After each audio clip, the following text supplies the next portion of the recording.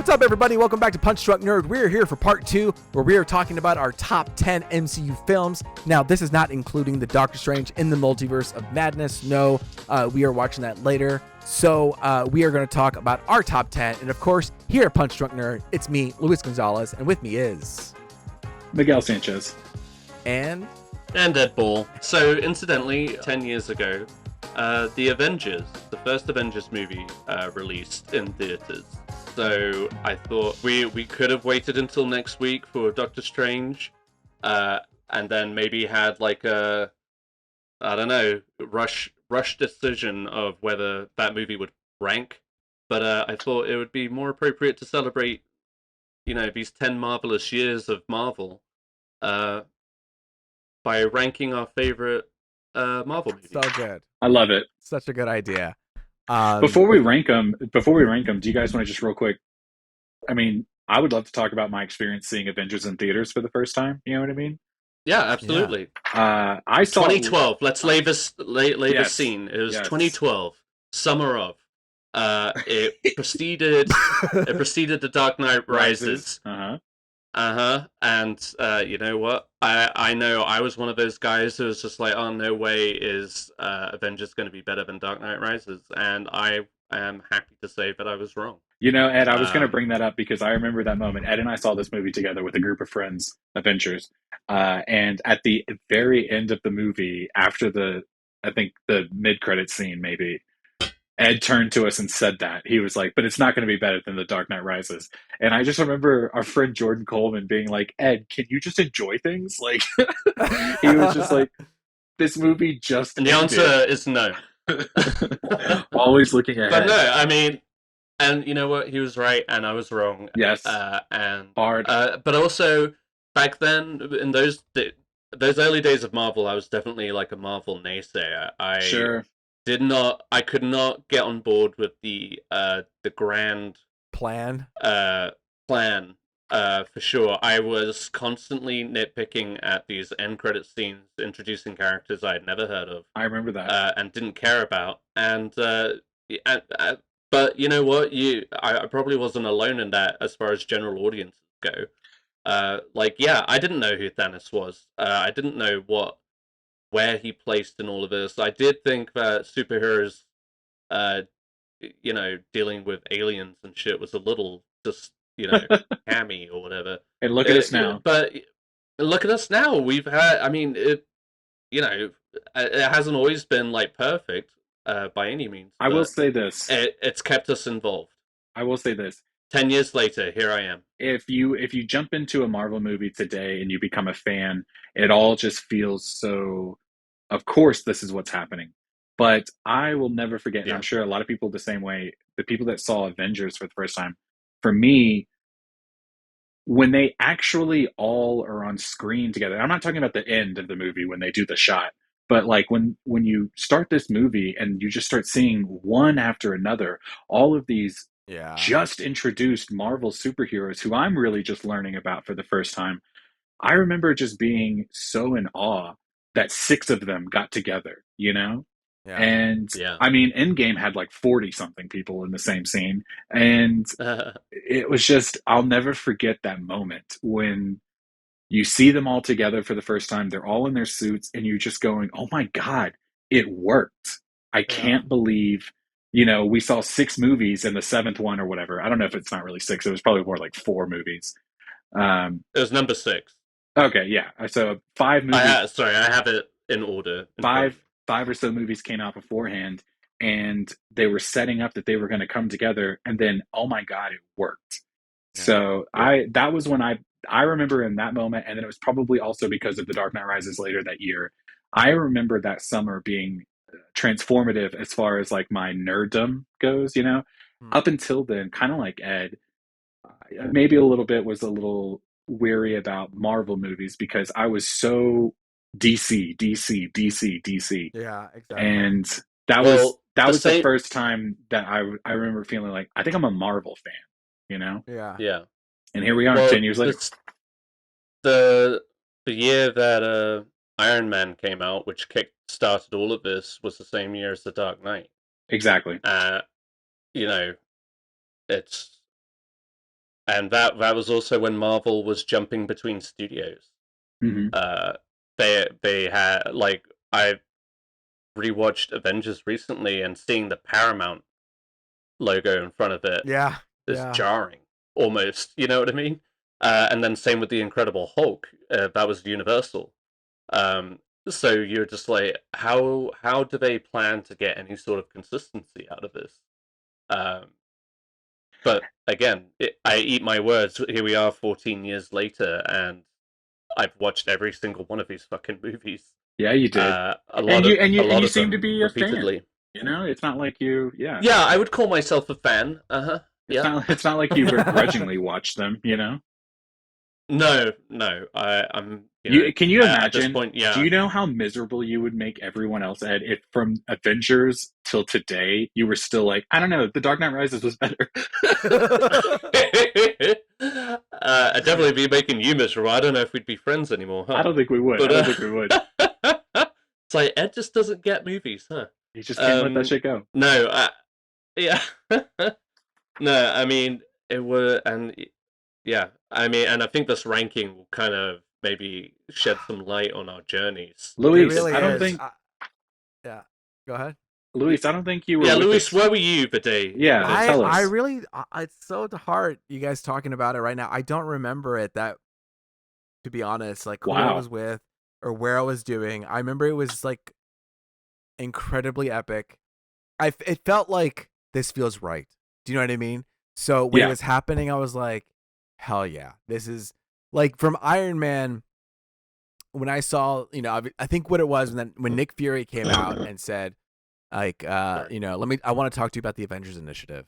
I was like, Yeah, fuck, like dude. I Same, same, am same, same. ready, and that was like one of those like late shoots, like fuck it, let's just get a shot of it and we'll see what happens. And they weren't like completely sold, or they weren't 100% that they were going to do an Avengers, you know what I mean? But as an Yeah. audience member, I didn't know that, and I was on board, and so I was just like, here we go, here we go, here we go. And when it happened, I was like, it just felt right.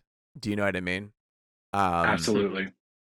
Man, going through, I've been flipping the top movies. I feel pretty comfortable about. It's the bottom ones that I'm really having a hard time placing. It's almost interchangeable. It's Yeah. almost interchangeable, and it really is how maybe I'm feeling today. But it's so hard Yeah. to nail down which movie's going where on the bottom side. Yeah. Even as we talk, I'm like, do I really want to place that there and not? And I will give my reasons why it's there.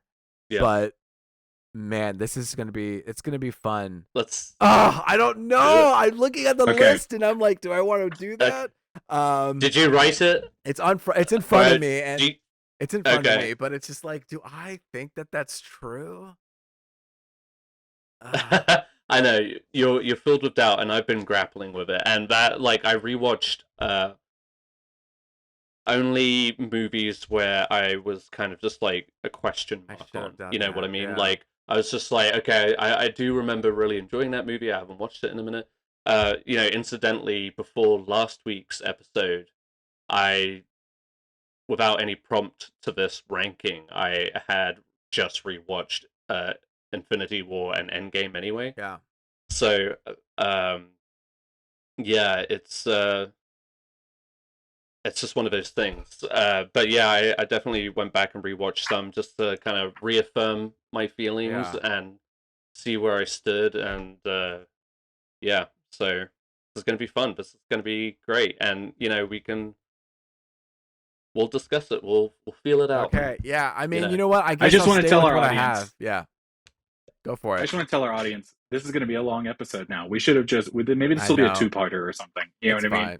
Because Okay. I feel like I want to talk about all of my choices. Can you actually? I'm gonna do Yeah. something I haven't done in a long time, but since I'm getting so excited, can you two carry on a conversation? Because I have to come back and I have to get something because I need to get You something gotta for pee. this. Yeah. So hold on. Take the show, and when I come back, we're gonna get this going. So Miguel, The Dark Knight Rises, man. Don't get me started. Don't get me started. No, we're gonna save that. We're gonna save that because the whole thing we talked about was that we were gonna do a 10-year anniversary rewatch of The Dark Knight Rises. That's what started this podcast. That's right. And That's right. I'm gonna keep my mouth shut until we do that because Right. and I will say this, I'm making a promise to myself and my wife that after we watch The Dark Knight Rises and we talk about it on the podcast, that I am going to Yeah. shut the fuck up about that movie for the rest of my life. Well, I Christian was you. saying I about. I know I harp on that movie every chance I get. Yeah. And I will absolutely do it on the podcast so we can get our final thoughts on it. But after that, I am taking a vow of silence when it comes to the Christopher Miguel, I want Nolan. you to do a solo episode. Oh You and a God, bottle of tequila. be like You and a bottle of tequila. In front of a like a fireplace. fireside, just- like a fireside Yes! chat. Yeah, Yes. Yeah. And just going off on it. Just going off. Or do like a live watch and do your commentary as it goes along. I live in Colorado good. now, so fireplaces are all the rage. You know what I mean? Like I can absolutely, I can make that work. All right. All right. We're setting it I'll up. do it. All right. Here we go. So I'm going to actually I'm gonna do this in post, but I'm gonna intro this by playing the Marvel theme music.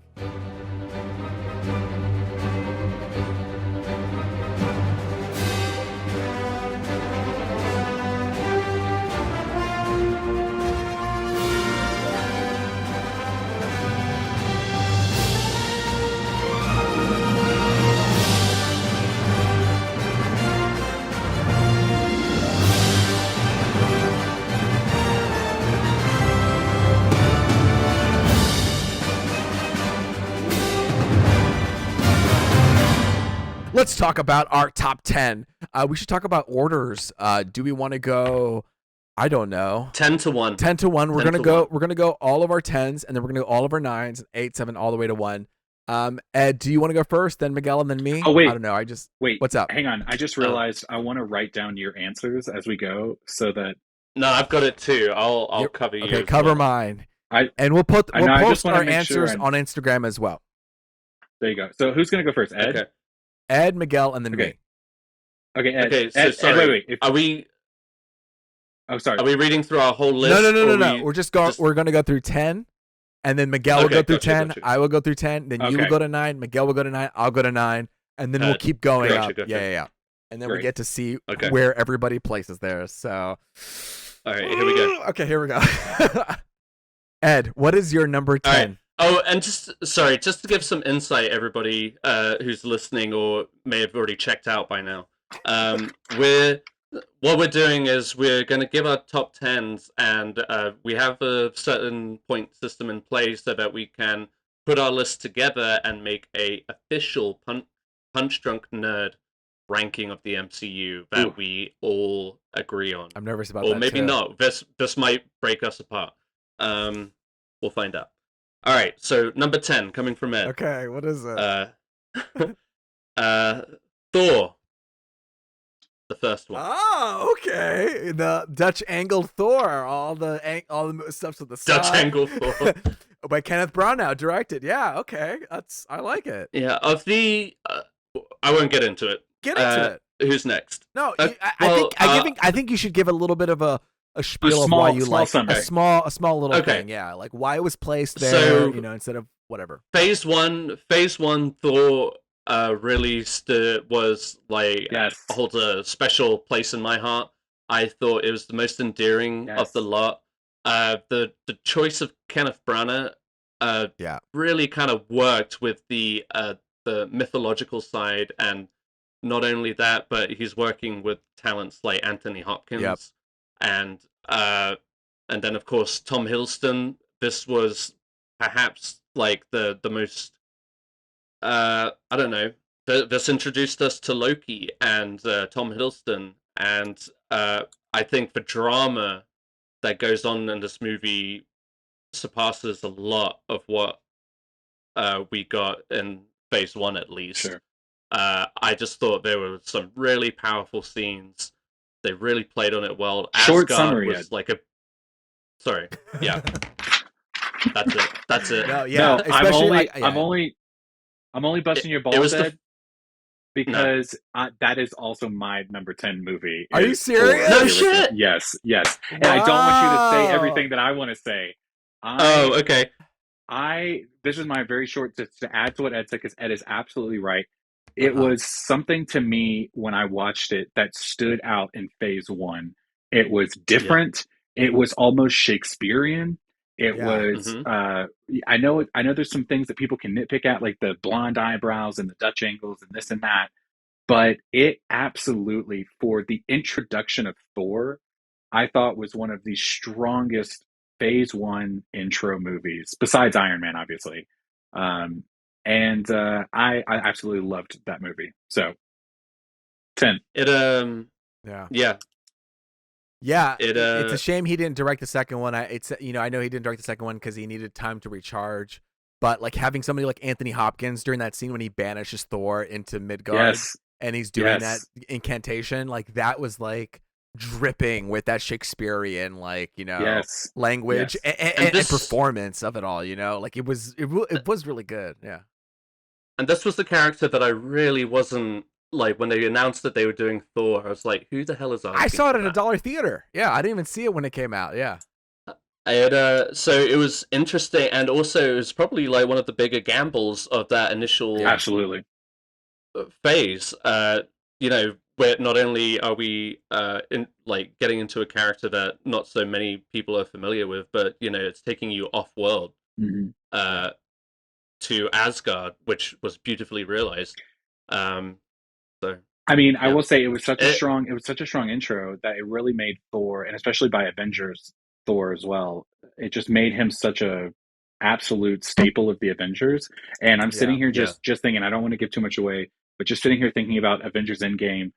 I know it was a little bit of fan service, but when Tony and Steve and Thor are standing next to each other and they're looking Uh down at Thanos, and then they later walk towards Thanos, and you just see yes. their feet. I mean, the big three or whatever it is they call them, the Trinity. that is Yeah, all because Thor 1 was so solid. You know what I mean? Yeah. yeah, absolutely. Thor would not be the character it is today if his intro was as sucky as some of them. You know what I mean? And that was one of my concerns going into the Avengers was that I was afraid he was going to get sidelined, but everybody got their moment, and I'm Mhm. glad he did too. All right, Luis, Anyway, let's hear it. Luis, All let's right. hear it. In the words of Thor in Thor movie, another. And I will give my quote, or my quote, my movie. My number 10 is Guardians of the Galaxy. Um, Uh, so The I've been a first fan one? of James Gunn. What's up? The first one? I've been, yeah, the first one, yeah, Volume 1. I've been a fan of James Gunn ever since I saw the movie Super. It was with what's it called? The guy Rainn Rainn Wilson. Wilson. Rainn Mhm. Wilson was in it with Elliot Page at the time, and Solid, solid. it was it was a superhero movie, but it was bloody. It was ridiculous. It was crazy. Funny. He had some. It was funny, and I just loved the way he just shot everything. Even the intro was an animated musical, which makes sense when he did Peacemaker. I was like, oh my god, he's going back to his kind of super roots, or at least that's what I felt. Um, I thought the characters were quirky and funny, and I just had a real blast with Guardians of the Galaxy, and he was able to imbue a lot of heart with Groot, and I can always put on Guardians and have a great time. A lot of these movies that I'm gonna say I have a great time with, and the characters are fun, and yeah, that's all I will really say about that. But it's just like that was another one where just like Thor, we were going into a place with new characters and there wasn't a lot of Hmm. expectation. And I remember when you guys were doing your other podcast too, I was like, y'all need to Ah, watch out for Guardians of the Galaxy. And I yeah. think your tweet back was like, that is something to marvel at or whatever. I don't know who said that. I think it might have been Ed. But No, I'm not on Twitter, so but I had an but eye out, and it's just, and now we have Groot, we have all these wonderful characters, and he had a huge hmm. presence even in Infinity War and Endgame as producer because they were so they were strong Absolutely. characters and Because I mean, that was our information. intro. That was our intro to the whole space thing. Obviously, Yeah, Thor had a little bit of spaciness in it, but it was a little bit more like realms and gods a little bit. right. And Guardians was And a like, good we're in majority space. of it took place on Earth. Yeah. Yeah. Okay, let's get into it. That's I've a got good one. to, Yeah. I've got to say, like, Luis, and I'm sorry to disappoint you, but like, that was one I was grappling with. It was between that and Thor getting into my top 10. No, and you know what? To be Woof. honest, I will say it now that you're being open and vulnerable to me, Thor, the first Thor doesn't make it on my top 10, but That's fine. it's cool that it actually finds a place for your top 10. I really do like that movie too. But it's just like when I was making this list, I was like, damn, there are so many good movies to pick from. And now with all the movies that are being released this year, it's like, shit, we'll see what happens. But Ed, let's go roll into number 9. What is your number 9 pick? Number 9. Okay, Black Panther. Oh, comes in at my number 9. Okay. So I'm keen to see where it ranks for you guys. I didn't get to revisit this one prior to this, but it was one of those ones that I actually liked more the second and like third time around. Like I did enjoy it the first time around. Don't get me wrong. But yeah, it just like grew on me more and more. And I mean, it really is a lot of fun, but there's like a great deal of like dramatic heft to it. Mm-hmm. That I love. Again, kind of like almost Shakespearean, like we were saying. Yeah. There's like, you know, the story between T'Challa's father and his uncle, you know, and the whole backstory to Killmonger. It's like very impactful, and it's got some like great performances and a great cast too. You know, R.I.P. obviously to Chadwick Boseman. I mean, who knows where Black Panther 2 is going to go, but this one at least exists, you know? Yeah. And, yeah, I mean, it's just, it's like one of those, like, top tier, solid Marvel movies in my book that just, you know, it's hard to nitpick at it, you know? It does fall into some similar trappings that I think is just, like, all around Marvel Universe. Yeah. I think if anything, we're just like programmed to at this point. But even to that point, it's still great. You know, it's thoroughly entertaining. So that's where it lands for me. All right, Miguel. Okay. For this next one, I just have to tell you, don't freeze.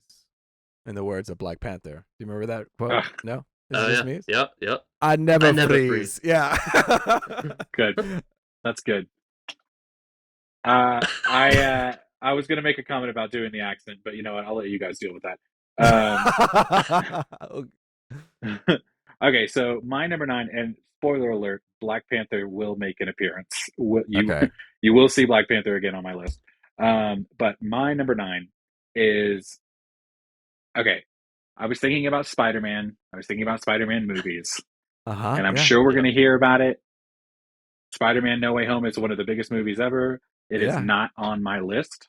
I actually went with Spider-Man Homecoming as far as Tom Holland Spider-Man goes, that is definitely top 10 for me. I thought Spider-Man No Way Home, of course, is really good, but it's also just a little bit fan servicey, blah, blah, blah. I don't want to get into it. But what I loved about Spider-Man Homecoming was I thought Michael Keaton was phenomenal as the villain. I thought the coming of age story, although I've said before, I don't really relate to Tom Holland's Spider-Man as much simply because like they really were focusing on like the teenage coming of age angle. And I'm like well into my 30s. I don't, you know what I mean? It's like past my life, you know, past me now. But I thought it was a great fresh take on the character. I thought Tom Holland did a really solid job. He was already so good in Civil War. And for his introduction, and also I'm kind of a sucker for Tony Stark's Iron Man. I mean, Robert Downey Jr.'s Iron Man. And so the fact that he got to be part of the storyline, and I know a lot of people complain about the Iron Boy, you know, situation with him and him mentoring Spider-Man, but I absolutely loved that for the MCU. So Spider-Man Homecoming, number 9, Miguel. Perfect. I like it. All right. Well, you know, we're talking about Iron Boy. My number 9 is Iron Man. All right. The first one, the one that brought us in. into the universe. Robert Downey Jr. with his spectacular performance. I mean, bringing us all the way down to Endgame. I mean, the guy is the MCU. You know what I mean? He set the tone, and Jon Favreau, as directing, set the tone for the MCU with his comedic, takes and the way that he was pacing and the tone of it all. Like he set this movie sets the precedent of how future MCU is, and also like why some people complain about it being a little too jokey or smackety or whatever. But this is, I think it's a great time. I love Iron Man. I feel like it does feel different because it was the first one. There are some moments where it feels a little bit uncomfortable, like, oh, this is like when they're up in the airplane and they're like getting pole dances upstairs, like, oh yeah, this is the Marvel universe. This feels like they would not be doing this currently. I feel dirty. Yeah, like, but yeah, it's this far down the list just because I think the third act is always the one that's kind of complained about in this movie. But it was but everything else leading up to it, first act, second act, so much fun, so great, and I love Terrence Howard as Rhodey, and it's just, and it also yeah, brought Robert Downey Jr. into the forefront of this entire universe. Exactly. Which at the time was like a huge gamble. So, and to get what we got with his character throughout this entire series, I mean, it's like you wouldn't have it any other way, right? Absolutely. I think his performance inspired actors to want to act. You know what I mean? Like he was just so like like effortless in the way he performed, and he had so much, like suave and it was great. It was seamless and genuine. I love that movie. It's awesome. So we're gonna roll into number 8 for you, Ed. What is your number 8? All right, are you guys ready for it? Miguel, you mentioned Spider-Man, and Spider-Man No Way Home comes in at my number 8. As you guys know, I rewatched this last night. So it's my second time seeing it, so it might feel like it's kind of like hasn't had time to breathe. Yeah. I feel like a lot of its flaws kind of revealed itself the second time around. You kind of get past the nostalgia of it all. But with that said, like it's like it's like a joy. The moment when Green Goblin says Norman's on sabbatical, honey, is when that movie kicks off for me. And after that, it's like it just really pulls you in, and it's such a joy to see Andrew Garfield come into it, and it's also just so moving when Tobey Maguire comes into it, and those two combined with Tom Holland, Tom Holland really just gives it his everything in that movie, and but I mean, I really think Andrew Garfield is the MVP of the entire film. Like, he plays every moment so fucking well. Which isn't to say I feel like Tobey Maguire will always be my Spider-Man. But when they come into it. Now, is it a perfect movie? Not at all. I struggle with a lot of parts of it. But overall, it gives you that gut punch. It kind of just makes you love those Spider-Mans as well as the Spider-Man.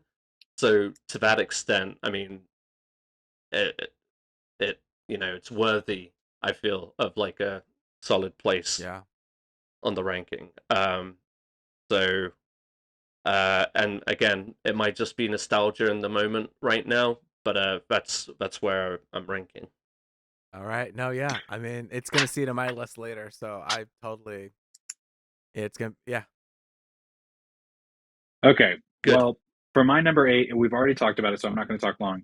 But for my number 8, I have Black Panther. I definitely thought it was worthy of a top 10 spot. I didn't think it was as low as number 9, Ed, so I had to bump it up just one to number 8. Ooh. So yeah, no, this is a solid movie. It's better on rewatch, absolutely. I'm absolutely looking forward to the sequel. And moving on. All right. Well, There you go. it's time to get to my number 8. So this is all very hard, but I'm thinking about, I don't know. I feel guilty even having it this low.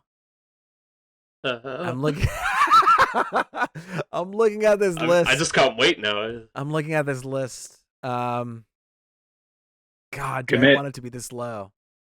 Yeah, commit to it. Fuck it. I'm going to make a huge mistake, but Oh, my number 8 is actually the Avengers. It's coming at number, Wow. I know. No, It's coming at fucking number around. Go ahead. 8. It's coming at number 8. I've rewatched this movie a couple times, and there are just some things that I love. Again, we talked about it coming together and all these heroes and all these things. There's something about it that the reason why it's a little bit higher for me is that it feels, because Joss Whedon helms it early on in the Marvel Yeah. Cinematic Universe, it Yes. feels a Yes. little bit Yes. TV-esque. And so a lot Oh, of like no. a little bit of what? Sorry. TV-esque, like it feels like a TV movie. Oh, okay. Where Yeah. it's like, Okay, I got you. even the production design, even the sound effects, even the way that things are framed, even some performances, like it feels very, in the when I say TV, I mean that, like over the shoulder, very like using basic sound effects, and I don't know, it didn't feel as cinematic as maybe these other picks that I'm about to pick later, and so that's what's kind of stopping me from fully giving the full go. I've watched this movie with other people, and I feel the TV-ness of it all kind of bleeds through. It's still a totally fun ride. I love it, and you're right. Like when we bring Thor into the mix and see his relationship with Loki, but I think the TV-ness of it all, and it's the first one, I understand, but that's why it's come a little bit lower, is where I feel it. I don't want to give too much away, but I will say Avengers is on my list, and it is not as high as other movies.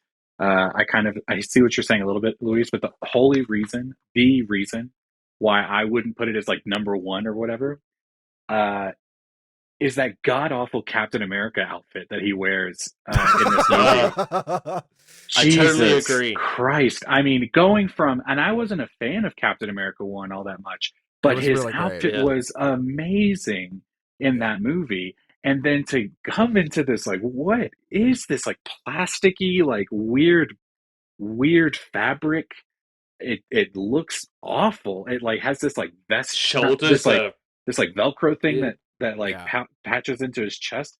God, oh, what a terrible, terrible outfit. Well, we can all blame Agent Coulson for that one. Yeah, because he said he had a hand in that one. Well, he's so. not a fashion designer, so you know what? Maybe you don't design those things. But like these movies are so good. Like I feel bad putting it that low, but these But are it's okay. interchangeable as we go on.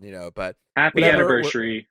happy anniversary to your number 8. But Ed, go to number 7. Number 7. Okay, well, I won't say much about it, but it's the Avengers. Okay. Great.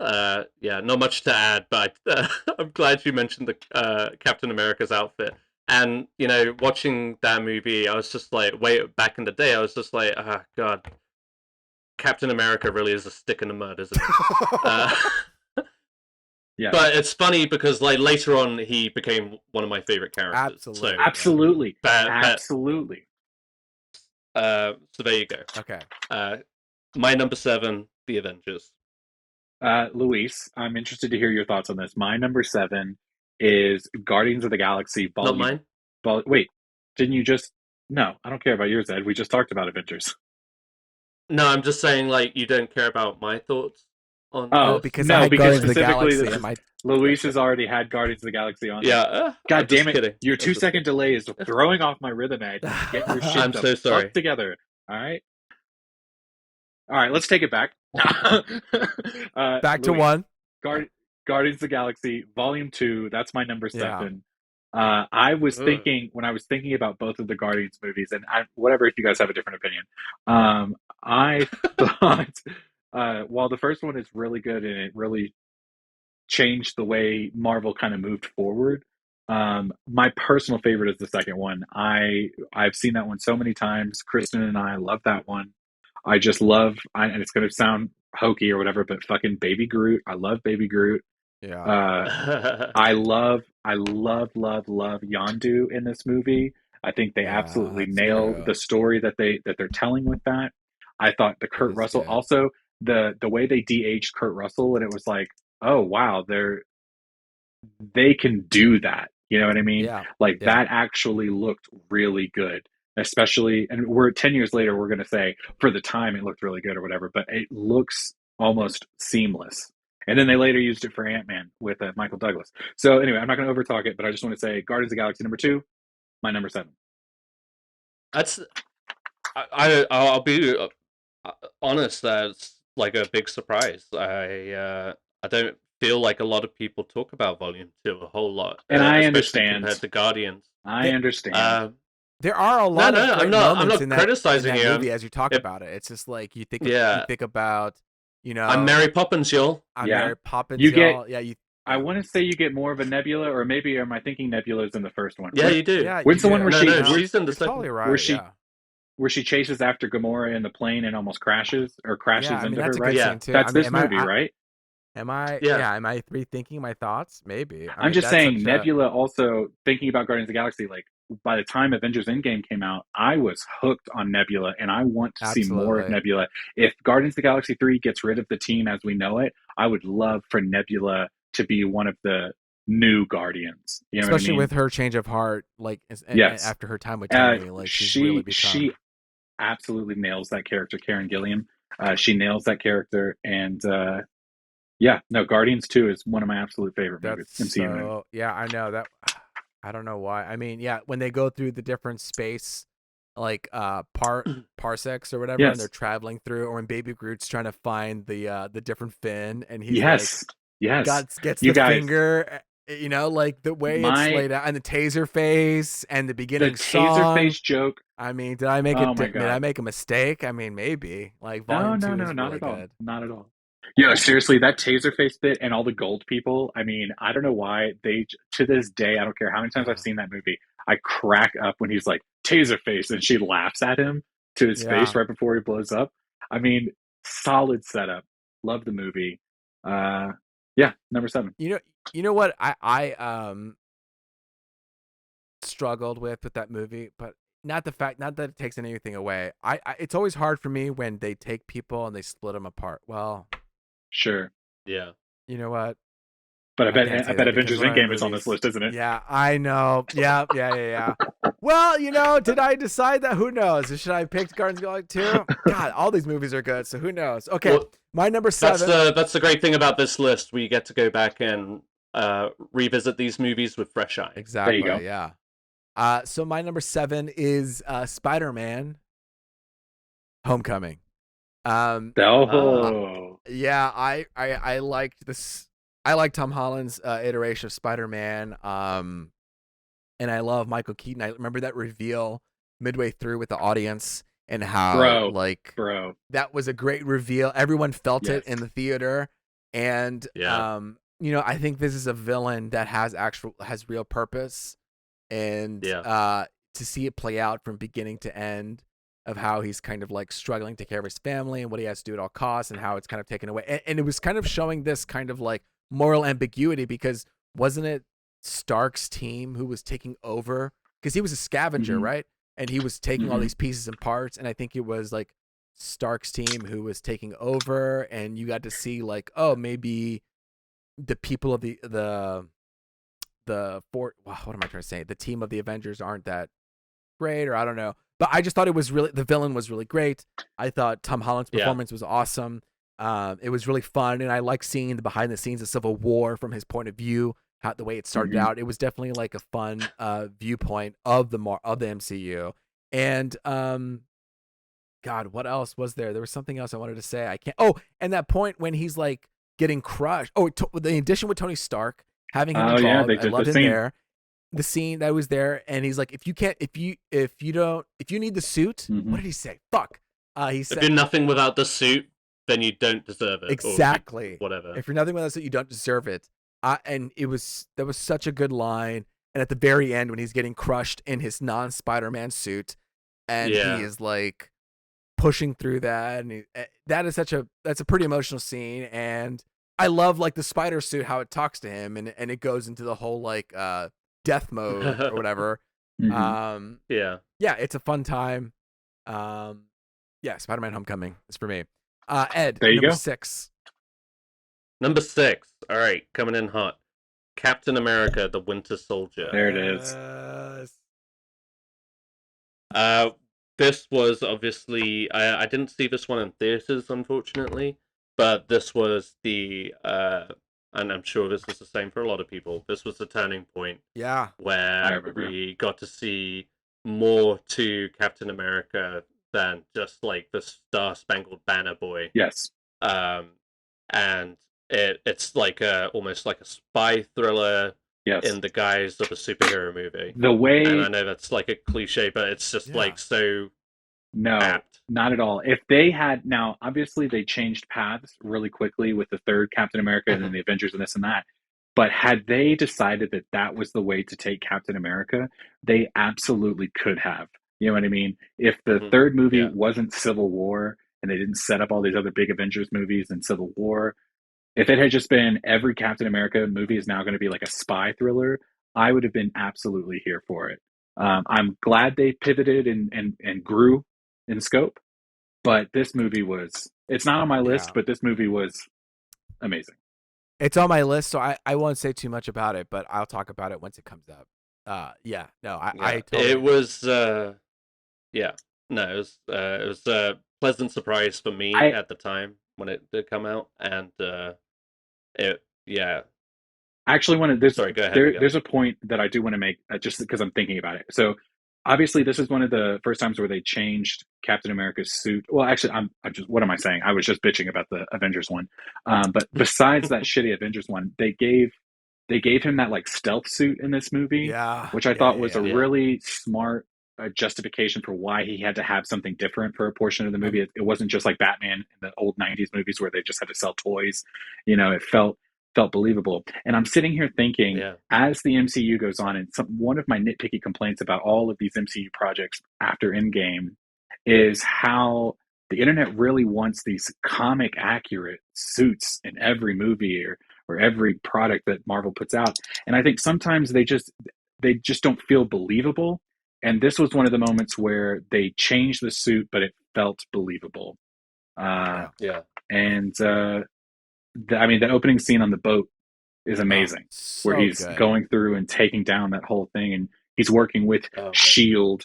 And I feel like that boat scene, you really showcased his ability and his like the strength of it all. Like it was a great showcase, because like, how do you showcase someone like that strong and the shield and how it impacts people? You really feel that. And also, I mean, I'll go on, some more. And this was, correct me if I'm wrong, this was the Russo brothers first. Yes, it was. Yes. Yeah, I think they were the ones who made Captain America absolutely interesting. 1000%. And that's all. Okay, we'll talk more about it in a second when it comes up. Yeah. Go ahead, Miguel. Oh, it's mine. That's right. I'm sorry. Okay.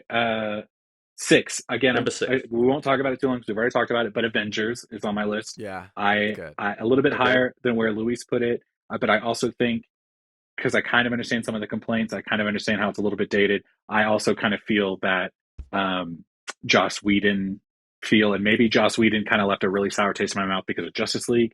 But I didn't want to put Avengers in the top 5, so 6 is as high as I was willing to put it. We talked about it already. I had moments that I loved. I had moments that I hated. Avengers. Take it away, Luis. Awesome. My number 6 is Spider-Man: No Way Home. Wow, I have back this. to back. Do have this. Yeah, I do have this a little bit higher. I actually just made this was a last minute change, to be honest, but it is number 6. Dude, Ed, I think you made an awesome point about Norman's on sabbatical. Like that line when he says it, that is exactly the point when you're like, the movie locks in and we're ready to go. Because before then I was worried. I was like, oh, is this going to be like a video game like mission where you just have to like do all these things and tackle all these people and like what's the emotion? What's the like what are we getting at here? But that last like it kind of you have a little fun at the beginning, I'll say. And then in the middle you get all this like fan service, which is like it's fun, but there's no real story meat to it. And I was like, okay, I'm fine with this. But then when we get to that point where we talked about where Norman Osborn turns and all of this shit hits the fan, you know what I mean? Where where his aunt passes away and he has to continue on his mission because of Aunt May, and you know we bring in the other Spider-Man to guide him, and you know I think that last act is what really saves the movie for me, and that's why it's so high up, because you know you have generational differences of a Spider-Man and how they're able to influence each other, and how they're able to influence Tom Holland and Andrew Garfield's performance. I mean, this is why Marvel should be in charge of the Sony property, because when Amazing Spider-Man came out, I wasn't as in love with Andrew Garfield as I am now after No Way Home. He did a fantastic job, and it's like the more he goes up, maybe he's my Spider-Man. And when he caught MJ falling from, dude, the whole theater just was still and crying, and it was overwhelming. And his performance was fantastic. And so, and it leaves Spider-Man in this lonely place where we kind of know Spider-Man. Like Spider-Man in Sam Raimi and Amazing, he's like, it is this tragedy of like, he can never really get what he wants, you know? In Spider-Man Sam Raimi, he wins the day as Spider-Man, but as, you know, what's it called? Peter Parker, he loses.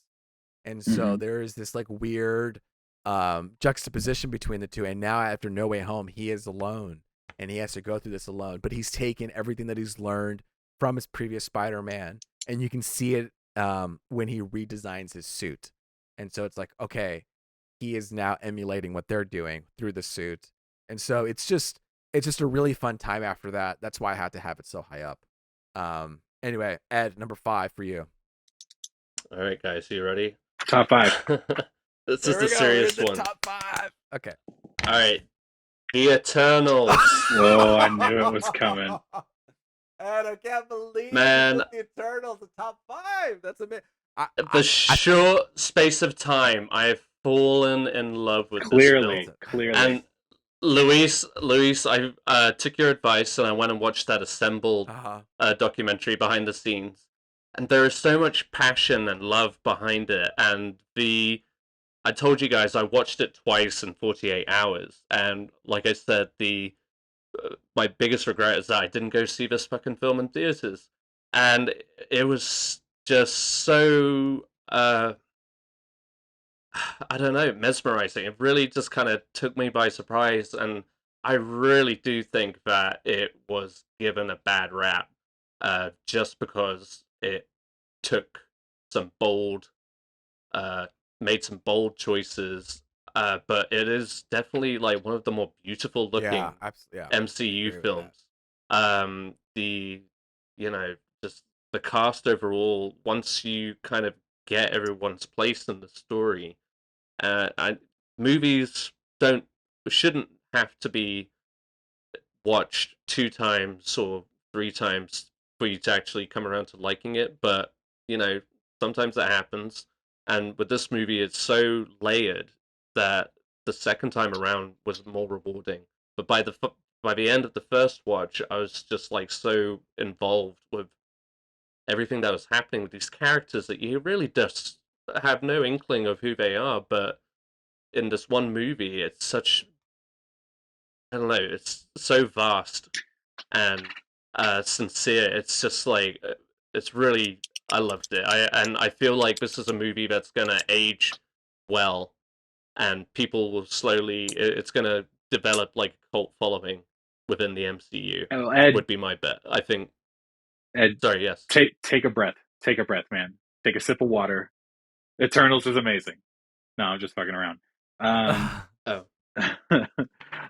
I hear what you're saying. I think my biggest holdup and the reason why struggle with it. It's just like there's so many people to focus on. It's a little over bloated.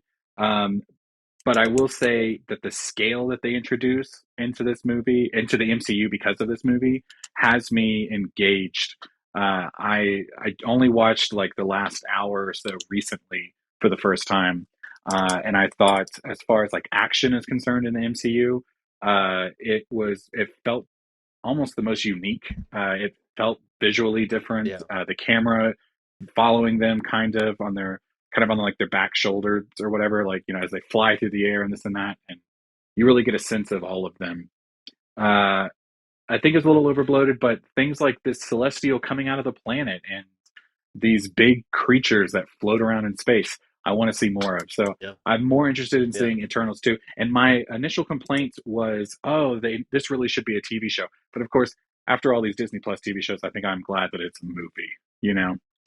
I think it would have Yeah. been ruined had it been a show, to be honest. Well, yeah, I don't know. I would just implore anybody who thought they watched it and was just like on the fence about it, give it a second watch. top 5. And Yeah, I mean, especially to you, Miguel. I've only seen it one time, and I honestly was like, well, I don't think I'll be watching that again. But you are really like you are really pushing it and campaigning to do a second watch, and it's just a long movie, and so I'm like, do I want to put it in? And sure, I will put it in and see how it goes. Actually, it's funny you guys said it shouldn't be a TV show. I think it would actually have been great as a TV show, but the way that Here's the Disney thing. Plus is handling their MCU shows, it's like, oh, they probably would have found a way to bloat it up even more.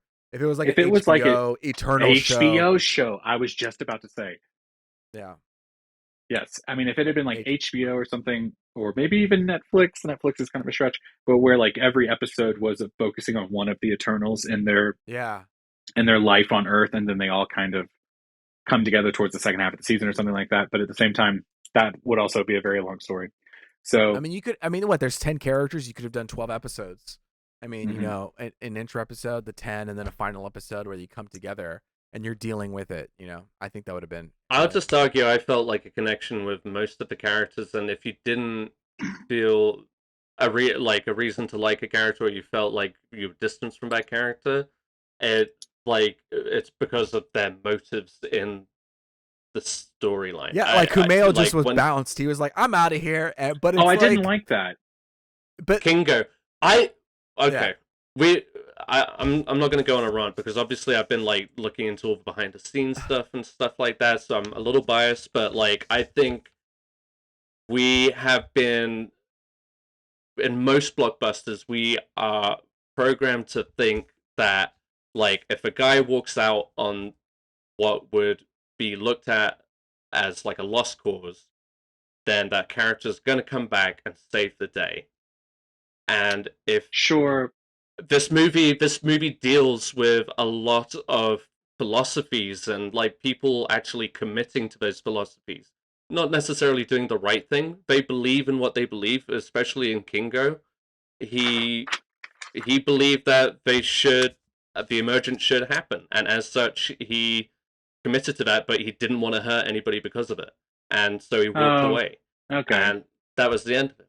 And same with I think there was intent in everybody's motives and in the decisions that were made towards this movie. And again, just if you feel like you could give it another go, give it another go. Okay. Fair enough. all right. We really could talk a lot about Eternals, but we're gonna move on to Miguel's number 5. What's your number 5? Okay, I'm going to do my number 5 just real quick, and then we're going to move on because we've already talked about it. But I thought it was appropriate to put it in the top 5 because it was the godfather of the MCU. Iron Man Yeah. is absolutely my top 5. I didn't want it to be less than that for obvious reasons. It's a great one. Robert Downey Jr., Iron Man, MCU.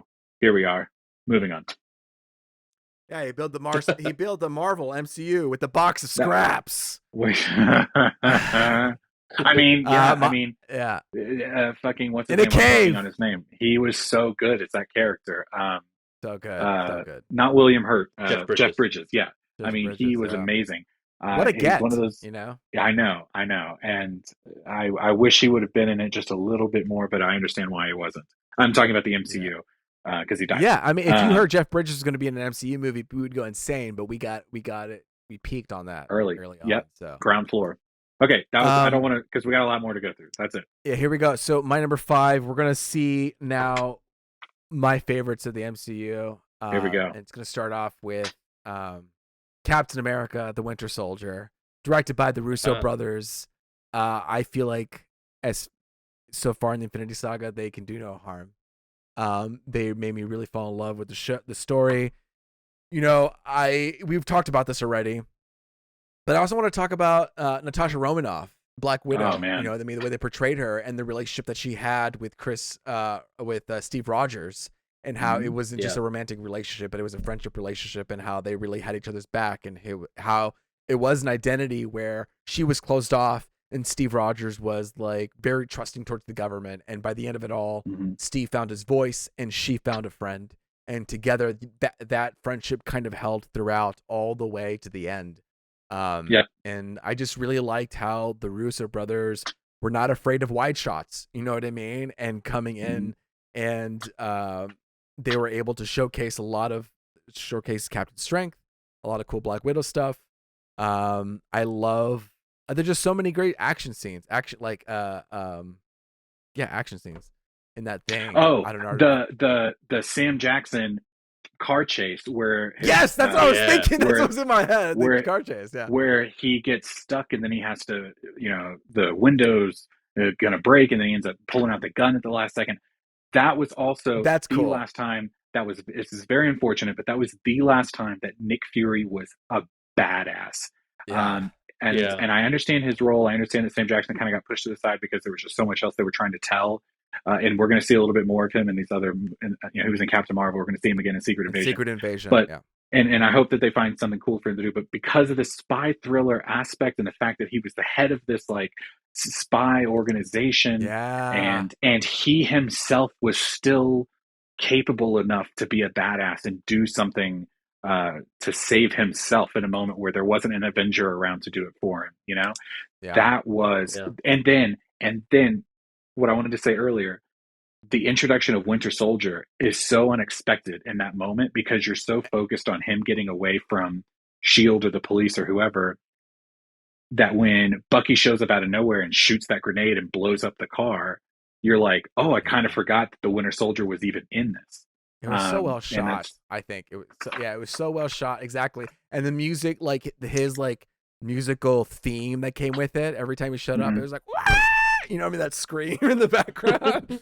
uh, it was just really cool. And yeah, no, it was great. I think there was a little bit of that, like, oh, we have a mission. We got to knock out all 3 transmitters, and you kind of had to do this thing. Mhm. But the third act wasn't just that. It was also like him dealing with Bucky, and like it was him trying to connect with him, where it was like, hey man, I love you and you can beat the shit out of me, but I'm always going to love you. And that was like, that was important to that third act, where it wasn't just like, all right, put the puzzle pieces together before the bad guy comes. Like there was heart I in Captain also America. Right. I also love that this is one of the only times that I feel like the MCU has done this, where the bad guy carried forward into another movie. And while he wasn't the bad guy necessarily in Civil War anymore, there was Well, still Loki. that. Okay, well, yeah, obviously, I'm sorry. Obviously, Loki, who was kind of like the overarching bad Yeah. guy that touches everything in the MCU. But no, you're right. Now that you say that, I feel like a dumbass for saying this. But something about the Winter Soldier just feels like a character that would go away at the end of that movie, and the Totally. fact Yeah. and the Totally. fact Yeah. that he didn't, and he became a part of the team in a way that felt organic. Like he wasn't really like an Avengers forever. You know what I mean? Yeah. He was there to help the team, but it was all kind of in service of Captain America, who kind of saves his life. And man, I don't have Captain America: Winter Soldier on my list because I have another movie instead. But this was a solid film. Yeah. Hey, that's your Guardians. That's, that's how I felt about Yeah, Guardians Volume 2. yeah, This is how you feel about that. So let's go on to yeah. number 4. Ed, what's your number 4? All right. Avengers Endgame. Oh, Okay. Ed. Oh, I might Yeah. fight you. Uh, oh. No, please don't. I mean, obviously, this movie has some of the incredible, and I mean, I won't go on too long. It's got like great moments, of course. Yeah. Uh, there are, I just rewatched it again. It's very long, obviously. It Yeah. has so much to get through. There's so much to get through, and it, you know, does it all come together in the end? It's up to you. There are some things that really stick out in my mind that just kind of bother me. What are I they? really didn't care. I didn't really care for the Tony Stark funeral. I it just it was don't get me wrong. It's emotional, but the emotional scene comes before that. That scene is just everybody standing around, but it does have the perfect ending Yeah. to the Infinity Saga. Of like, I do love that ending. I adore that ending of Captain America dancing Dancing. with what's her name? Captain Carter. Oh Peggy. yes. Carter. Oh yeah. Peggy. Peggy. Thank you. I was Peggy Carter. trying to think of her name. Yeah, I think that's such a beautiful poetic ending. I'm so glad it ended on that shot. I think it was so like good. really, that was like the perfect payoff. Um, and Okay. it deals with a lot of characters, and it has those. Oh, and Miguel, I think you were the one of you referenced it earlier. The scene where all the women come together in the middle of that battlefield. Yeah, so that's I understand. You know, yeah, it has just like moments like that where it kind of gets carried That away didn't. and it's a little much. It's a little on the nose. It does have some obviously like really epic moments, but it and it's really no less of a movie. It's just hard when you're narrowing it down to the top four. Hard. This is where it gets tricky, and Ed, I made choices. I will say that since you put it a little lower than me, and you're kind of talking about things you didn't like, I would like to take this opportunity to say a couple of things that I didn't like about this movie. Because I'm gonna gush about it in a moment. Yeah. The two bits that I skip every time I watch Endgame now, and I don't care if you guys hate it or like it. The Thor and Rocket storyline where they go to Asgard to pull the redstone or whatever from They go to Natalie Portman. Nivedalier. No, not that. Prior to that, when they go to Asgard. Oh, when they pull the yes. Okay, yeah. Yeah, and then he gets the hammer back and he's like, I'm worthy or whatever. Right. Which is a good moment in and of itself. But that overall storyline, I get kind of bored. There's so much else going on. I'm like, I'm kind of skip through this. And the other bit that I skip through is when Iron Man and Captain America time travel back together to the Shield base or whatever, and then Tony runs into his dad. And I understand that's a good moment for the character, but that overall scene, I get a little bored with. I'm just like, to your point, Ed, there's so much to get through. I'm like, I don't want to sit here and have this whole long conversation. Let's just get to it, especially because it's right before the final act. It's like, get me to it. Right. And I will say this, Ed, you're kind of dogging on all the girl team up scene. I kind of understand. I liked it. I'm not going to complain about it. But I will say what did it better. Well, somebody did, though. No. Somebody said that they didn't like that scene earlier. No, what I was saying, Ed, you idiot. You weren't listening. No, I'm fucking around. I know it's late. What I was saying was the internet doesn't like that scene. I like that scene. But the scene that did it better, and Ed, I'm sorry for calling you an idiot. I was just joking, okay? No. The scene that did it better was in Avengers Infinity War when the girl bad guy is going to fight whoever, Wanda. And she's like... Natasha. No, I'm pretty sure it's Wanda because Natasha has the line where she says she's not alone. And then her and Okoye and Wanda all fight her at the same time. I thought that was a cooler moment. Yeah, I think, I do love what that moment represents, what they call it, the A-Force moment. With all the ladies coming together. Mm-hmm. Yeah, I do love what that represents. I think the one thing I guess does come out is that you do have Captain Marvel there who just took out an entire fucking ship.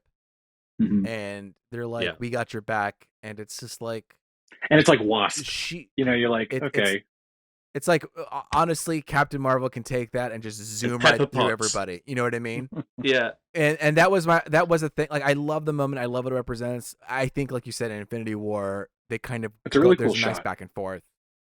It is a cool shot. It was more organic in Infinity War. Yeah. Where I feel like, oh, Captain Marvel can just do this her own because she Mhm. can just speed right through. Right. She's But very- also, we later learned that Wanda could have really handled her own. You know what I mean? Like, yeah. Yeah, of course. Yeah. but okay, all right. I Um, know. And she almost did. Yeah, anyway. You're 4, Miguel. Oh, it's me. I was over here rushing, and then my bad. I was not rushing to get to mine. Okay, so number No. Spotlight's on you. finally. Okay, my number 4, Luis. I'm sure it's on your list. Number 4, best Thor movie thus far, Thor Ragnarok. Yes. I could not. I know I threw Thor at number 10, but I was not about to let my boy not be higher up on this list. What a phenomenal movie! Taika Waititi fucking nails it.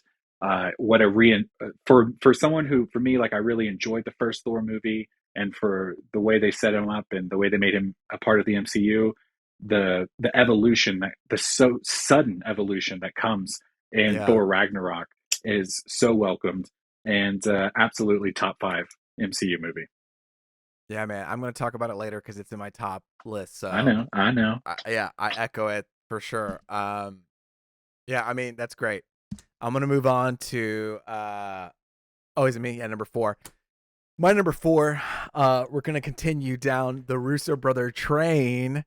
Their next movie was Captain America Civil War. Yeah. Okay. I love that movie. I think it does a really great job of dealing with multiple characters, you know, especially Black Panther. I think it's a really good Black Panther story about how he has to cope with his father's death and how, you know, at the very end he finally faces his killer, and, you know, he's kind of like made a change, or he's kind of evolved as, you know, the new king of Wakanda, and what it means to him, and the relationship between Steve Rogers and Tony Stark. And, you know, how I think what really hits me too is the Wanda story. Like, I know she's not in it a lot, but the fact that she really does make this earnest and honest mistake at the beginning, and how she has to deal with that is really heavy for me. And I've always been affected by her actions. And that's why, I mean, that's when I really started liking Wanda, was in this movie, and how she coped with her mistake. And just the relationship between, you know, you get to see all these things being reinforced. You get to see Black Widow and Captain's friendship reinforced. You also get to see Tony Stark's desperation, you know, and how he like desperately needs to keep the world safe after all this guilt that he carries. And I know we're talking about de-aging. This was the movie that first started the de-aging for me, because it was when Tony Stark was young, when he was using that bark system on, you know, that he stole from Mysterio, Jake Gyllenhaal's character. But yeah, I just really like how they deal with character stuff in Civil War, and how everyone's kind of going through something. And also, it has some of the best, like at least 2, maybe 3 of the best action scenes in the entire MCU. Like, this is where the Russos got to like not only like express Captain America's like strengths, but this was the first time where I legit bought into Natasha Romanoff's action sequences again in that opening fight. Man, where she's fighting those guys and she gets blown back by that grenade. Yeah, like so intense, but not just and you feel it, but not just blown back. The way she absolutely grabs that other dude and makes him take that force. Yeah.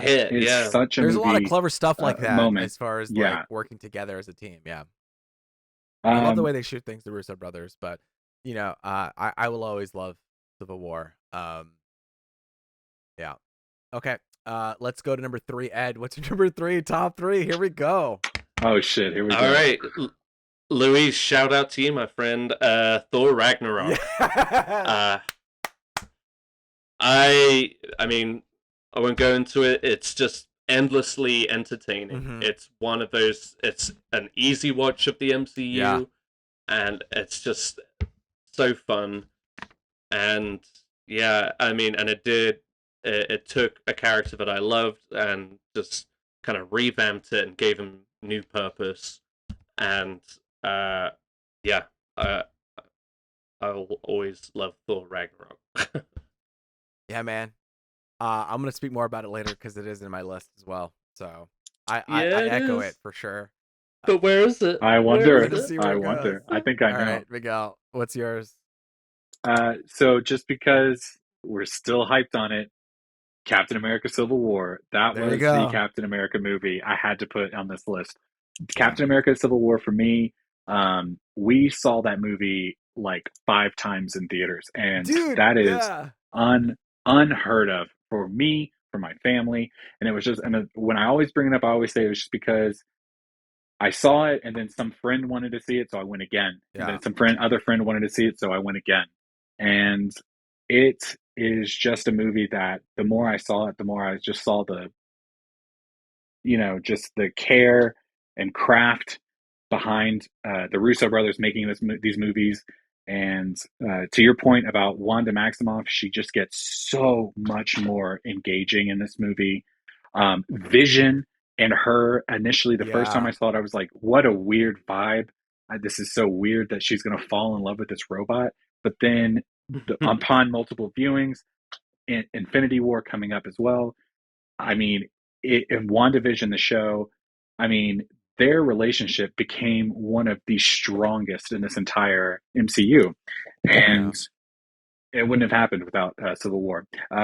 Obviously, really great moments: Spider-Man, Black Panther, Captain Spider America, Man. and Yeah. Bucky.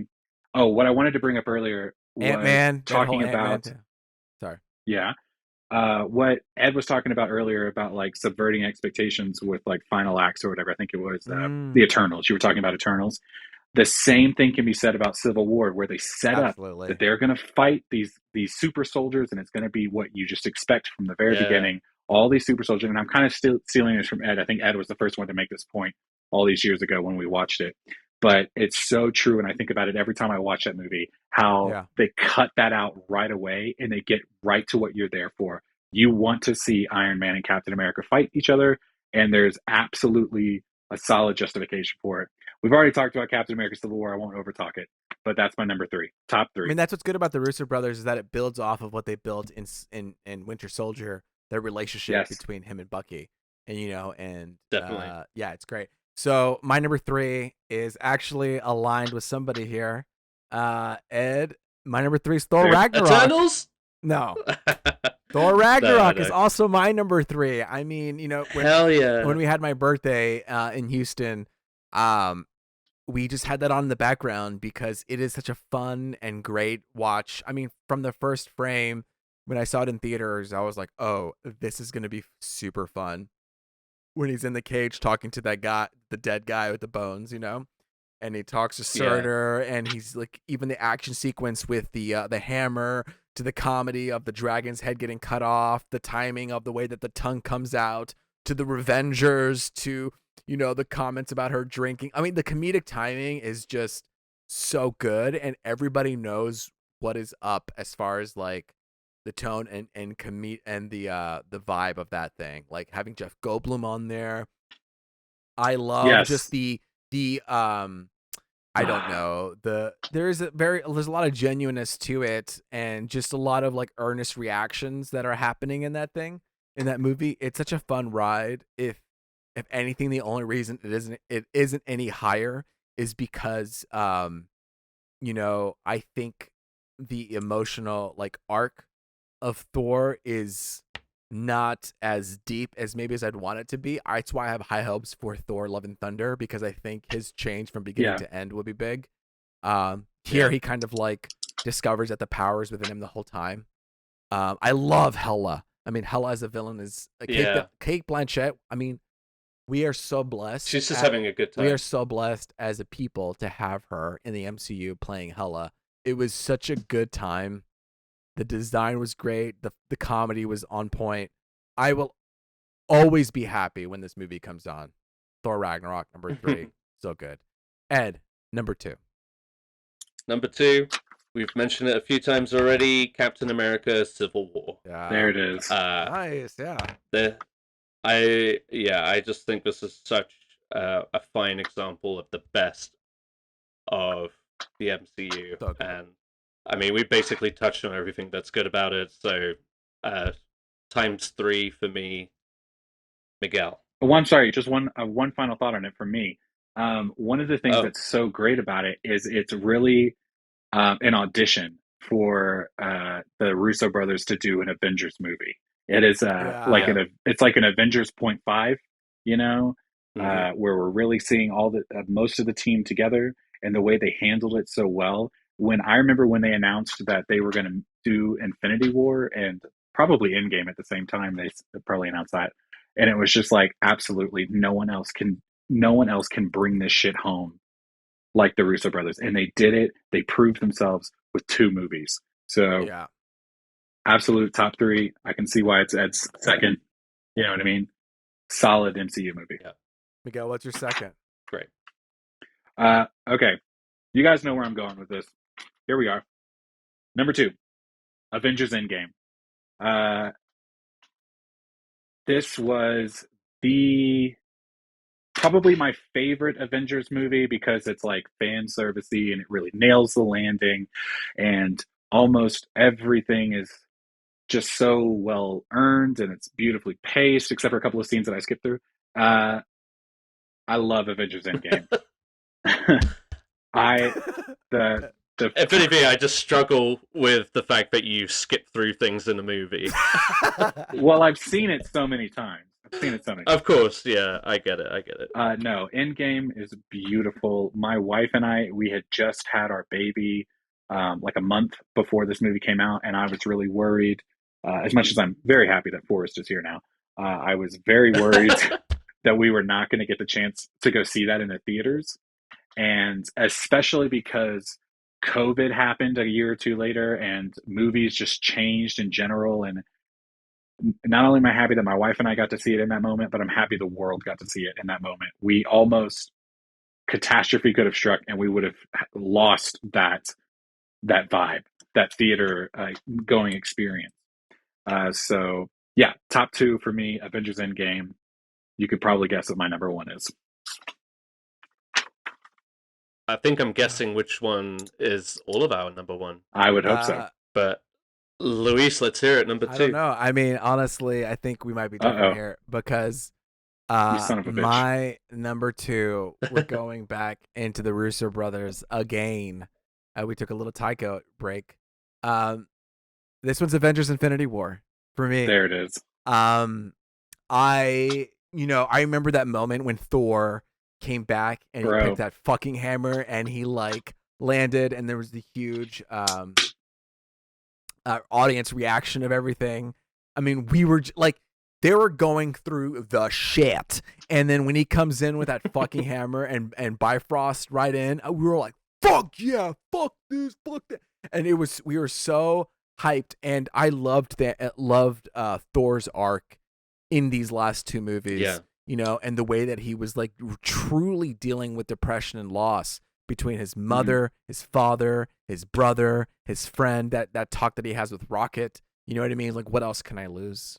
And the way His planet. the way that he oscillates between his planet, the way that he oscillates between comedy and like vulnerability in that scene with Rocket always gets at me. And the way that the way that the Russo brothers direct them in their performance wise, even like there's this one moment when Tony Stark is giving the plan to the Guardians of the Galaxy, and Chris Pratt just shits on him, and you just and the shot just sits on Tony Stark, and he's just like,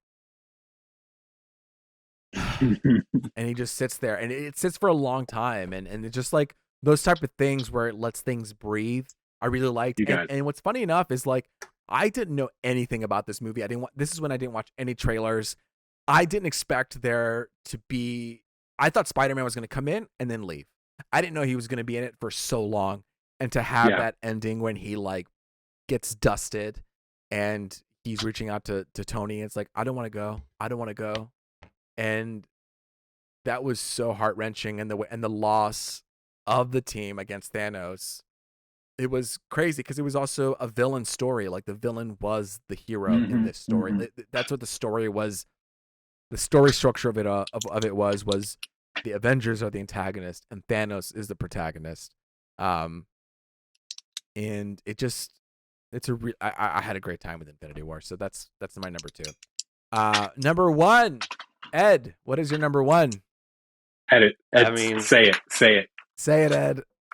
Avengers: Infinity War. There it is.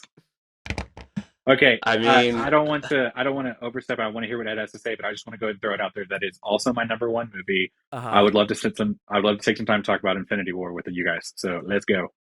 We can do it. Okay. Infinity War back to back. Yeah, just rewatching it again. I mean, this is also like equal to Thor Ragnarok, but in a very different sense. Oh, this movie has so much rewatchability. It is so gripping. Every time I watch it, you just can't help but get sucked into the fucking drive of what's going on.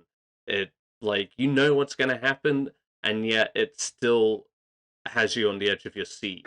absolutely.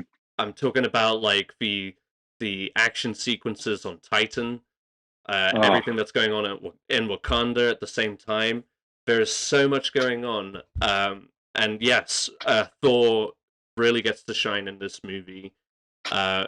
Like my one qualm in it is perhaps that like we don't get as much Captain America in this one, but they make up for that one in Endgame, and in great style, of course.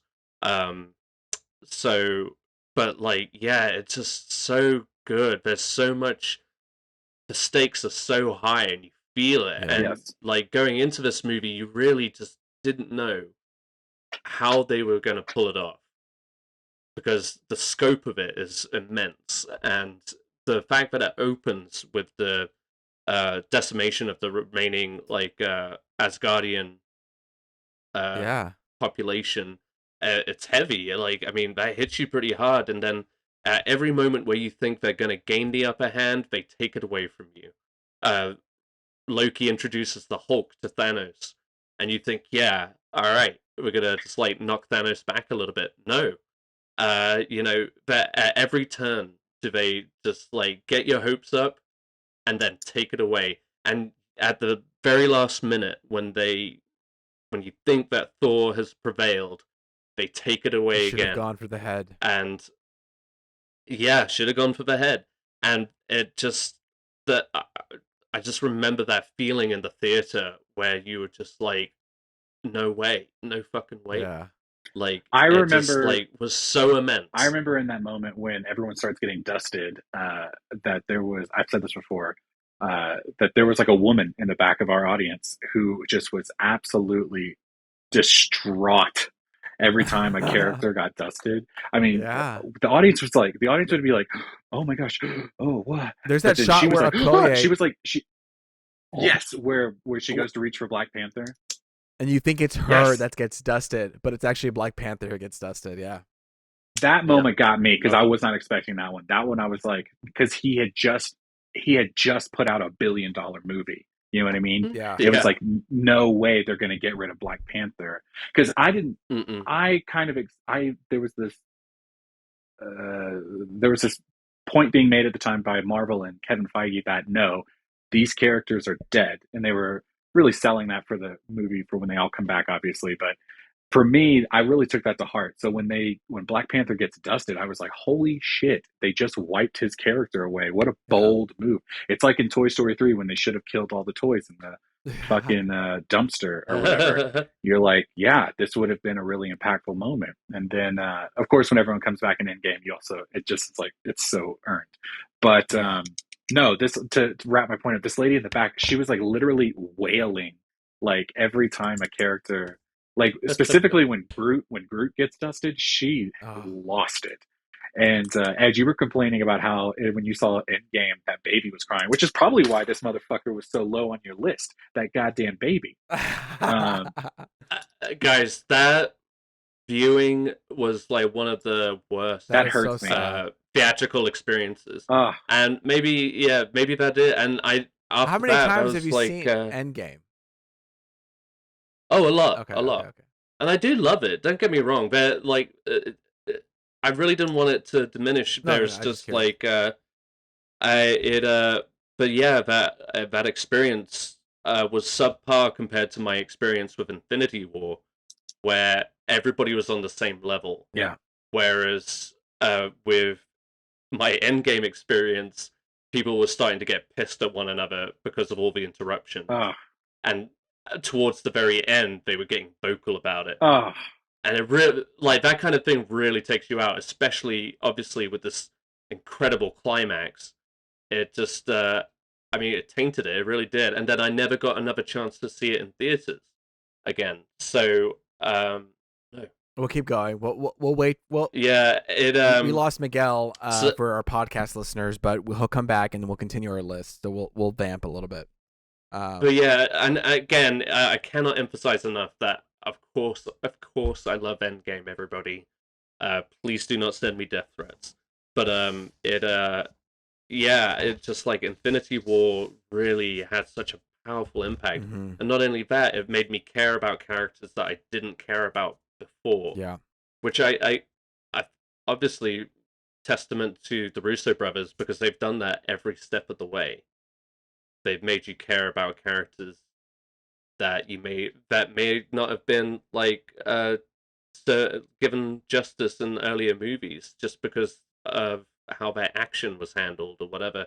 Another instance was Doctor Strange. Yeah. You know, I thought Doctor Strange, his movie was fine, and that was one of the ones I just rewatched because I'd only seen it once, so I wanted to give it a chance. And obviously, the Multiverse of Madness was coming out. But it was that's again that scene on Titan, and how Doctor Strange handled that was like You really you really epic. I got to loved it. showcase Doctor Strange's more Abilities, yeah, because I feel like in the first Doctor Strange you kind of just get like the glowy golden whip and then the mirror dimension. Yeah. You know, where in like and the like little ring thing. yeah, That's exactly. And I feel like in Infinity War we were able to showcase a little bit more of like his abilities, and obviously Multiverse of Madness we'll see a lot more. But I did enjoy and his view was like, I don't give a fuck about you or Spider-Man if I have to protect this stone no matter what. And so just to see all these different point of views, yeah, I mean, and then, God, yeah, I mean, Peter Parker's death was also pretty like killer in that scene, Mhm. and Gamora, like when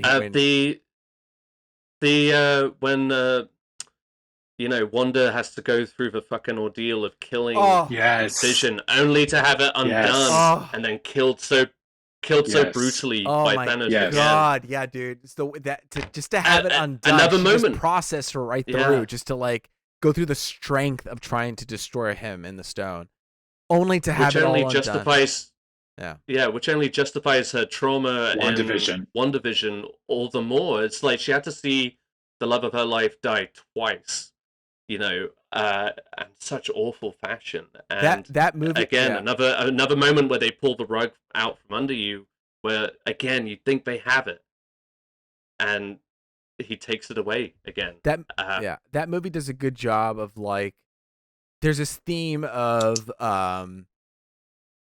what would you do to get the job done? Like, how far will you go? Whatever it takes. To whatever it takes. Do you know what I mean? And there are these questions that are brought up with Star-Lord and Gamora. Will you kill Gamora for the sake of the victory? No, you won't. Right. You know, will oh my God, there's another example. I can't think of it right now. But it's prevalent throughout, and the only people who can make that who actually go through with it is Thanos and the Scarlet Witch, who they both sacrificed their loved ones for the end goal. You know what I mean? But Star-Lord was one of them. God, I wish there was like two more examples of this happening, where there is this like, are you willing to sacrifice the other person for this to happen? And they were like, they weren't able to do it, but shit. Oh well. If you watch it, you'll see it. There's that theme. All right, so Luis, that leaves I'm dying to know. That leaves me with my number one. I stayed up Ant-Man. Ant-Man and the Wasp. I love it when he's a little kid and he's running through the high school as a mini kid. No, that's not my number one. Oh my God. I stayed up all night waiting to get tickets for this, and I knew I needed to get it right away when it happened. Oh. first man. preview, first screening. What It is was it? Avengers Endgame. And, you know, Okay. this is my Russo brothers. My scores, you can see, scores up from their first film all the way to the end. And I don't know if this is me wanting to feel like every movie they do is better and better and better. But after watching Infinity War and going into Endgame, when I hear like us just completely devastated after Thanos and hearing Captain America say, "Let's go get this son of a bitch," Yeah. I was like, Yeah. fuck yeah. I was Luis. I was like, I had goosebumps and I was like, dude, yeah, let's get this motherfucker. Like, I You was guys- so hyped at that moment. And yeah, I mean, you're going to say something? I know I talked about it Endgame already, so I don't want to give too much of my thoughts about the movie because I want to hear Luis's thoughts. But I will say, by far, and this to me, this is coupled with my experience with Endgame, the movie experience. The trailer for this movie was by far, in my opinion, the best MCU trailer of the entire bunch. There was several MCU trailers that got me hyped to see these movies, but in Endgame, when they do the captain, it's like the black and white and red, and they're Yeah. having lines from the previous movies, and then it's leading There up was to this what idea. to whatever Uh-huh. it takes. No, not that one. That was the Sam Jackson Oh, one.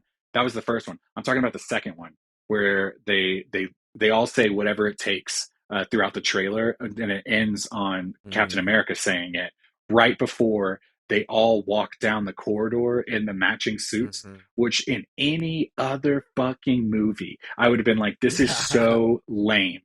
But the fact that no Avengers movie or any other MCU movie has them team up wearing the same outfit like that, it really Yeah. felt like Dude, so earned. right. It felt like that moment, especially because in the trailer, that was the first time that they showed that Robert Downey Jr., Tony Stark, is still alive. You know what I mean? There was this kind of idea that maybe he dies in space and he's not going to be in the rest of the movie. And that trailer revealed, as they're all walking, you're seeing all of them together. Then Iron Man's one of the last ones you see. And I mean, I get chills just thinking about that trailer. I'm going to go watch it as soon as I'm done talking to you guys. That like I Yeah. said, is coupled with my in-game experience. They both go hand in hand. When I think about that movie, I think about that trailer. I gotta rewatch the trailer. You know, like, I think what this movie does really well is, like, we were left with the year of the Avengers losing, and when you get Yes. back to it, like, the movie is a great representation of depression Yes. and how all of these people are coping with depression different ways. And, you know, Thor is he just drinks his worries away and he just acts like it never happens. And you have, like, Natasha, who is clenching on to the Avenger that once was, and, like, that is what saved her. Oh, You know, you have Captain America, who's trying to move on. You have Hulk, who's doing the other thing, where he's like, you know what, this tragedy actually brought us together, and now me and the Hulk are one, and we're able to move forward. And Hawkeye, who is just like, fuck everything, I'm gonna destroy the world, I'm gonna kill everything. And like, it was just a great showcase of depression and how they're able to move forward from it. Happy and his hamburgers. Happy and his yeah, and his hamburgers moving forward. And Tony Stark, who's just like, I'm not going to deal with it. But obviously, you know, there's that line by Gwyneth Paltrow was like, Tony, what do you want from me? Like, you're gonna do this no matter what. You know, like, you don't have my permission. You won't be able to sleep unless you get this done. And this is what he's wanted all along. And I think after the effects and what we dealt with in Infinity War, having that resolution Endgame was so satisfying, and seeing them go through that was just a complete joy. And having, obviously, the final Avengers Assemble moment when you have all of them come together, and that was such a fun, great moment. And, you know, ending again with Steve Rogers and Peggy Carter dancing together, like, that was such a beautiful ending to end everything. And, like, there was no end credit scene. It was like, we're done, we did it. And I love that type of closure where there's no expectations, we succeeded and mission accomplished, you know. And I know there are moments that you skipped over there. For me, I love like this is why it's my number one. You know what I mean? Like for me, that's why it's my number one. I'm able to enjoy it all the way through. Yeah. You know, and I love the soundtrack of this thing too. I remember the Infinity War. I listened to some of the soundtrack, but this one I listened to the soundtrack from beginning to end. This was just so enjoyable for me. Even the music, fun new, and also like little inside Easter egg thing.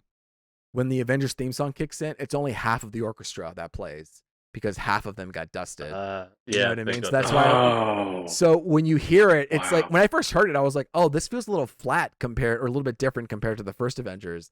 And then I read somewhere it's like because they got dusted, and so that's cool. I thought that was a cool like that's what I mean. Like there's all these small little nuances, and they're throughout the whole movie if you look out for them. And one of the boldest things that I think this movie did for the MCU, not just this one specific movie, going back to the beginning, when they start right as the movie Infinity War, picks up. I'm sorry, I'm getting my thoughts confused.